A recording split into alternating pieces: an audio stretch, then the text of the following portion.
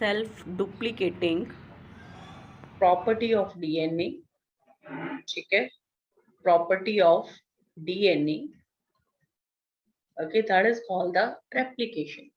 DNA क्या करेगा, अपनी और कॉपीज बनाएगा, that is called the replication, ठीक है.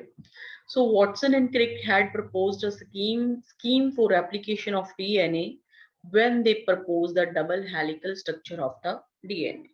So double helical structure of DNA किसने propose की थी, Watson and Crick ने.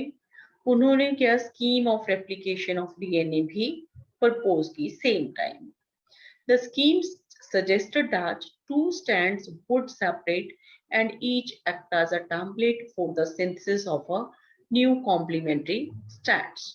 ठीक है, इसमें उन्होंने क्या बताया कि ये दो स्टैंड्स हैं, राइट, डीएनए के, ये सेपरेट हो जाएंगे, ये दोनों स्टैंड सेपरेट हो गए, ठीक है. सेपरेट होके इन्होंने क्या किया, अपना नया स्टैंड सिंथेसाइज कर लिए, ये नया स्टैंड सिंथेसाइज कर लिए. तो ये देखो इन टोटल 2 डीएनए हो गए ना अभी, है ना. Yes ma'am. डीएनए बन गई, 1 डीएनए से 2 डीएनए बन गए. So this is called the DNA replication. And after complete replication, each DNA molecule would have one parental and one newly synthesized strand. अब ये देखो न्यूली, ये डीएनए है, नया डीएनए है, इसमें वन तो जो रेड वाला आपको दिख रहा है ये तो पेरेंटल स्ट्रैंड है, एंड दूसरा जो स्ट्रैंड है ग्रीन वन वो क्या है, न्यूली सिंथेसाइज्ड स्ट्रैंड है, ठीक है. जब भी नया डीएनए बनेगा उसमें एक तो क्या होगा, पेरेंटल स्ट्रैंड होगा, आज अनदर स्ट्रैंड क्या होगा, न्यूली सिंथेसाइज्ड स्ट्रैंड, ठीक है. तो इसे हम क्या बोल देंगे, अब जो डीएनए रेप्लिकेशन है वो क्या है, semi conservative. So mode of replication, जो मेथड ऑफ रेप्लिकेशन है, that is called the semi conservative. Semi conservative means half portion उसका कंजर्व है, हाफ पार्ट है जो उसका, मींस वन स्ट्रैंड है वो क्या है, पेरेंटल है, पेरेंट से आया है, जो पेरेंट का स्ट्रैंड था वही स्ट्रैंड है. हाफ स्ट्रैंड है जो मींस हाफ डीएनए, जो कह ले अदर स्ट्रैंड है, सेकंड स्ट्रैंड है, वो न्यूली फॉर्म्ड है, ठीक है. So this mode of replication, DNA replication, is semi conservative in nature. अभी आप ये देखो, डीएनए था, स्ट्रैंड सेपरेट हो गए. स्ट्रैंड सेपरेट कैसे हुए, जो ए एंड टी के बीच बॉन्ड थी, जो जी एंड सी के बीच बॉन्ड्स थी, वो ब्रेक होगी, है ना, बॉन्ड्स ब्रेक हो गई है, हाइड्रोजन बॉन्ड्स नाइट्रोजनस बेसिस के बीच, राइट. तो स्ट्रैंड सेपरेट हो गए. स्ट्रैंड जब सेपरेट हो गई तो ये नाइट्रोजनस बेसिस हैं, एक्सपोज्ड हो गई, एक्सपोज्ड है या हम कह लें फ्री पड़े हुए हैं, इसकी किसी के साथ बॉन्डिंग नहीं है यहाँ पे. तो अब क्या होगा, जो राइट साइटोप्लाज्म में अदर सब्सटेंसेस होते हैं, नाइट्रोजनस बेसिस होते हैं, राइट, वो क्या करेंगे, एडेनिन के साथ थायमिन अटैच हो जाएगा, डबल बॉन्डिंग, थायमिन के साथ एडेनिन, जी के साथ सी, ठीक है, यहाँ पे ए, ये बॉन्डिंग हो जानी है, ठीक है, राइट. जस्ट राइट, एडेनिन के साथ थायमिन, साइटोसिन के साथ ग्वानिन, एडेनिन के साथ थायमिन. सो ऐसे सारे बेस पेयर्स यहाँ पे लग जाएंगे तो न्यू स्टैंड बन जाएगा, ठीक है. तो ऐसे क्या हुआ, 2 स्टैंड्स बन गए. ये हमने जस्ट वैसे बेसिक किया, तो आगे इसका डिस्क्रिप्टिव है वो हम करने जा रहे हैं, ओके.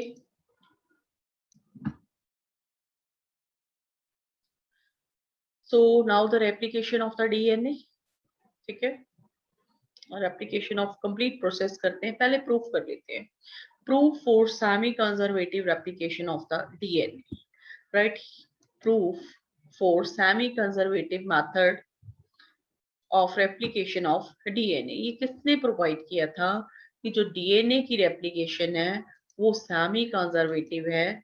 इसे with the help of experiment समझाया किसने, Meselson and Stahl, Matthew Meselson and Franklin Stahl, ठीक है, right. Meselson and Stahl experiment बोल देते हैं इसे simply, right. They performed an experiment using E coli, Escherichia coli bacteria पे एक्सपेरिमेंट उन्होंने परफॉर्म किया, ये प्रूव करने के लिए कि ये सचमुच ही डीएनए रेप्लिकेशन होती है, जो उसका मोड सेमी कंजर्वेटिव है, जैसे कि वॉटसन एंड क्रिक ने बताया है, वो ठीक बात है। ये प्रूव करने के लिए इन्होंने एक्सपेरिमेंट किया है। ठीक है, उन्होंने क्या किया, देखो, दे ग्रू E. coli, Escherichia coli in a medium containing N15, nitrogen 15। ये नाइट्रोजन का क्या क्या क्या है, नाइट्रोजन क्या क्या है, आइसोटोप है। ठीक है, अदरवाइज नाइट्रोजन का क्या होता है, N14 होता है ना, अदरवाइज तो, है ना, राइट। यहाँ यस पे मैम। हाँ नॉर्मल वाला, तो N15 है, ये उसका आइसोटोप है। ठीक है, राइट। नाइट्रोजन कहाँ पे काम आएगा, नाइट्रोजिनस बेसिस बनाने में ना, डीएनए बनाने में, वहीं पे इनकॉर्पोरेट होता है। नाइट्रोजिनस बेसिस बोलते हैं, उसमें नाइट्रोजन होता है, राइट। ठीक यस है, so they grew E coli in a medium containing N15। N15 medium में उसे ग्रो किया। N15 कहाँ से आया, अमोनियम क्लोराइड एक्चुअली यूज किया। ये 1 मार्क का क्वेश्चन आ जाता है कि N15 का सोर्स क्या था, अमोनियम क्लोराइड, जो इन्होंने यूज किया मिजल्सन एंड स्टॉहल ने। ठीक है, was incorporated into strands of newly synthesized DNA। So bacteria को कुछ जनरेशन तक अमोनियम क्लोराइड सॉल्यूशन में ग्रो करते रहे, तो उसके ई कोलाई के डीएनए के दोनों स्टैंड्स में ही क्या, N15 इनकॉर्पोरेट हो गया। तो जैसा फूड मिल रहा है ना, वैसा ही डीएनए बनेगा ना। तो अब डीएनए बनने के लिए रॉ मटेरियल या फूड उन्हें मिला है नाइट्रोजन 15, तो उनके डीएनए में भी N15 आ गया। सो जो जिन डीएनए में N15 होगा उसे हैवी डीएनए बोल देते हैं, राइट। राइट, जिन डीएनए में N14 है उन्हें क्या, लाइट डीएनए बोलेंगे। ठीक है, so this heavy DNA can be separated from the normal DNA by centrifugation in cesium chloride density gradient। एक क्वेश्चन बहुत इंपॉर्टेंट यहाँ पे बनता है कि उन्होंने N14 को N15 से किस मेथड से अलग किया, N14 DNA and N15 DNA. कुछ बैक्टीरिया में N14 होगा, कुछ में N15 होगा, उन्हें कैसे सेपरेट किया, बाय द सेंट्रीफ्यूगेशन मेथड। कौन सा सेंट्रीफ्यूगेशन मेथड, उसकी भी टाइप्स होती हैं, बाय सेंट्रीफ्यूगेशन इन सीजियम क्लोराइड डेंसिटी ग्रेडियंट, ये याद रखना। ठीक है, इस मेथड से सेपरेट किए। पहले हम एक्सपेरिमेंट कर लेते हैं, फिर बाकी के पॉइंट्स फिर पढ़ेंगे, आगे और पॉइंट्स हैं। Right, you can see here, okay. तो ये क्या ले लिया, जो बैक्टीरिया N15 में ग्रो किया था, this is that bacteria, this is that bacteria N15 में जो ग्रो किया था इन्होंने। ठीक है, अब इसके दोनों स्टैंड क्या बनाए हुए हैं, दोनों स्टैंड में क्या है, N15। मैं व्हाइट बोर्ड ले रही हूँ एक बार समझाने के लिए, फिर इस डायग्राम को भी समझा दूंगी मैं। ठीक है, सो लेट अस टेक, ठीक है, ये डीएनए के दो स्ट्रैंड्स हैं। ये बैक्टीरिया का डीएनए ई कोलाई का, जिसे N15 अमोनियम क्लोराइड में रखा गया था, उसके दोनों स्ट्रैंड्स में अभी क्या है, N15 N15, right.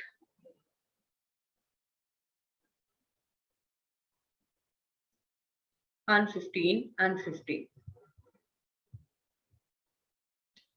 Okay, right. Right, अभी इसे क्या रखा, ये हम चाहे ओनली डीएनए बना रहे हैं, मतलब ये बैक्टीरिया है, सारा बैक्टीरिया का डीएनए है। ठीक है, ड्रॉ करने में हम ये बनाएंगे। अब इसे मीडियम में रख दिया गया, N14 मीडियम में रख दिया गया। ठीक है, 20 मिनट्स के लिए, क्योंकि बैक्टीरिया जो ई कोलाई आफ्टर 20 मिनट्स क्या हो जाता है, रिप्रोड्यूस कर जाता है। 1 बैक्टीरिया से 2 बैक्टीरिया बन जाएंगे, है ना।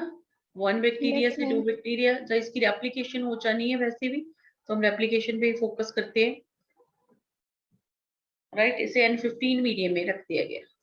जब N15 मीडियम में रख दिया, तो ये डीएनए सेपरेट हुए, उसकी रेप्लिकेशन हुई, नेक्स्ट जनरेशन में चले गए।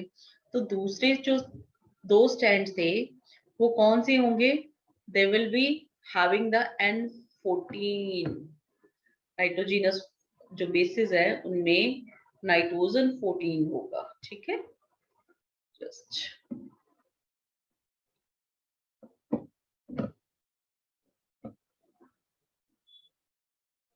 ठीक है। अब ये स्टैंड देखो, इनमें क्या N15 N14, एक स्टैंड N15 वाला, दूसरा N14 वाला, ठीक है। इसे तो बोला था हैवी डीएनए, जिसके दोनों स्टैंड्स में N15 है, हैवी डीएनए। इनको बोल दिया हाफ हैवी या हाइब्रिड। हाफ हैवी, इस पे ना एमसीक्यू भी बनेंगे, जैसे हम जेनटेक्स में करते आ रहे हैं ना, एमसीक्यू तो बनने ही है, like you can say the numerical type, right. फिर इसे ये 20 मिनट्स बाद हुआ था ना, ये वाला 20 मिनट्स बाद ये हो गया। फिर से इन दोनों को, जो ये वाले बन गए हैं, इनको N14 मीडियम में ही रख दिया गया, N14 मीडियम में ही रख दिया गया। Then after more 20 minutes means total 40 minutes अगर स्टार्टिंग से ले, तो क्या हुआ, अब इनको सेपरेट कर दे, राइट। इससे क्या, कैसे डीएनए बन जाएंगे,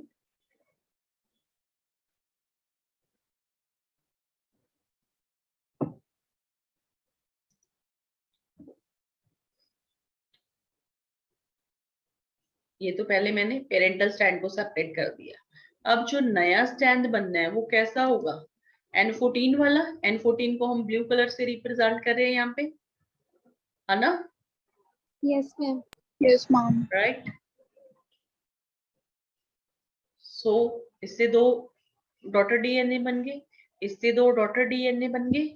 तो इसमें क्या रहेगा, 50% डीएनए है इस जनरेशन में, वो तो क्या लाइट वेटेड है ना, क्योंकि इनके दोनों स्टैंड्स में N14, right, N14 yes N14, ma'am, ठीक है, इसमें भी, ठीक है। 50% तो क्या है, लाइट वेटेड है, लाइट डीएनए, राइट। एंड 50% क्या है, 50% क्या है, हाइब्रिड और हाफ हैवी, ठीक है, हाइब्रिड और हाफ हैवी, है ना, यही बन रहा है। तो ये सारे मेथड से हमें पता चल रहा है कि DNA replication is semi conservative in nature. हम यहाँ पे देख रहे हैं हर केस में, देखो ये पेरेंटल डीएनए था, इसके दोनों स्टैंड सेपरेट हुए, जैसे न्यूट्रिएंट मीडियम में रखा, ठीक है, तो ये इसमें N14 कहाँ से आया, जिस न्यूट्रिएंट मीडियम में रखा, इट मीन ये न्यूली सिंथेसाइज स्टैंड हुआ है, नया बना है ना, राइट। फिर से हमें यस इसमें मैम, इसे N14 में रख दिया,